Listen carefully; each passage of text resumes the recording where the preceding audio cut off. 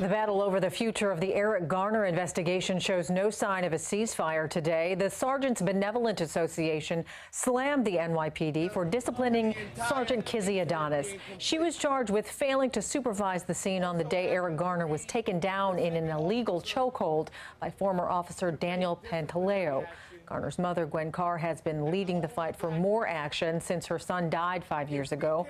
She and her supporters are currently at Tompkinsville Park on Staten Island to address the action taken against Adonis. Let's listen in. Far more egregious and nefarious acts, like the false reporting of the incident. Filing false police reports is a crime. We also know that Eric was charged posthumously with a felony, falsely accused of being in possession of 10,000 plus cigarettes. Another false report by officers. We also know that there was new evidence that came out in the departmental trial, calling on not just for the NYPD to proceed with disciplinary actions against the remaining officers involved. We are also calling on the district attorney of Richmond County to do his due diligence and to provide justice where it was denied prior by taking the testimony and the evidence produced out of the departmental trial and comparing it with the evidence and the testimony produced in the grand jury trial. It is your obligation, sir, to make sure that justice is served by investigating the potential for additional criminality such as perjury by some of these same officers who filed the initial false reports.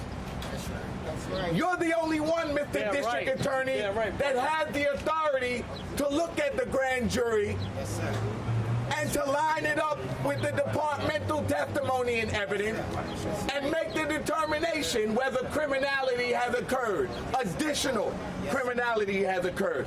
The criminal investigation cannot be over.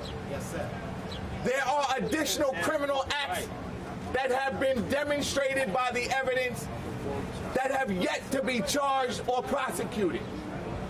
We know for a fact filing false reports is a criminal act. And we know for a fact there has yet to be an investigation or charges brought against those who are responsible for filing false police reports. So whether you ignore the grand jury testimony or not, there is evidence of additional criminal acts that must be held to account. Sergeant Adonis, who was penalized today, cannot be the end of accountability in this instance. There were officers who are on the scene far longer than her, who are far more responsible than she for creating and maintaining the environment that enabled Officer Pantaleo to continue to apply pressure, to continue to constrict Eric's throat and choke the very life out of him. There were other officers that enabled that activity, that enabled that killing, that need to be held to account. For those that have said justice has been served, you stand corrected. That's right. Tell it. We have seen a turn in the right direction, but that is a far cry from justice being served. Yes, sir. A man losing his job while being allowed to enrich himself over the last 5 years, to become vested in his pension, to input and invest further dollars in his pension over the last 5 years, when he should have been suspended without pay and fired immediately after. Yes, sir. There's no comfort or consolation in denial of justice. That's right. So to those who would say the case is over, No, sir. No, sir. whether they are at NYPD headquarters at One Police Plaza, or they are the democratically elected district attorney of Richmond County, this case is far from over. Far from over. And for you to make that declaration before even informing yourself or enlightening yourself as to what the true facts of both grand juries or both cases, the departmental trial and the grand jury, for you to declare that there's no discrepancy before even looking is irresponsible. And you are abdicating your obligation to provide justice. Yes, sir. So we're here today with Gwen to make an equally determined declaration that this case is far from over. It will not be over until all of those who are responsible for the murder of Eric Garner are brought before justice and made to held account for their actions or their inactions. Yes, sir. At this time, let us hear from the incomparable, dignified, regal, majestic mother of Eric Garner, Yes, sir. the woman who has led our movement with power, determination, and conviction, who has not shrunk, nor has she shriveled, nor has she retreated from her obligation to her son and to all of us. Let us hear now from Eric's mother, Gwen Carr. No justice. No peace. No justice. Good afternoon, everyone. So glad that you could come out because we need you out here because we have to move forward. They did the case of Kizzy Adonis. As Reverend Kirsten John Floyd said, she was the least one responsible that day. But they are concealing the names of the ones who should have been named. Let's do roll call here and see who is really responsible that day. Yes. We have Pantaleo, but there was others who stood by and they heard my son said he can't breathe. 11 times. 11 times he said, I can't breathe. Yes. And what I blame Kizzy for, because she is a black woman, she should have understood. For even the short time that she was on the scene, she should have looked down at this black man on the ground, and for those moments she was in charge, she should have made him get up off my son. That's right. That's right. That's right. Even though they called her off, she was here for a brief moment. That's right. And if it was me, if I was in her position, that would have never happened to another human being on this ground. No matter what the color, that would not have happened. They should have fired Pantaleo 5 years ago, at least 4.5 years ago, after a suspension. But no, none of that happened. They allowed him to pad his pension, making 6-figure salaries every year. That's right. Each year his salary got bigger.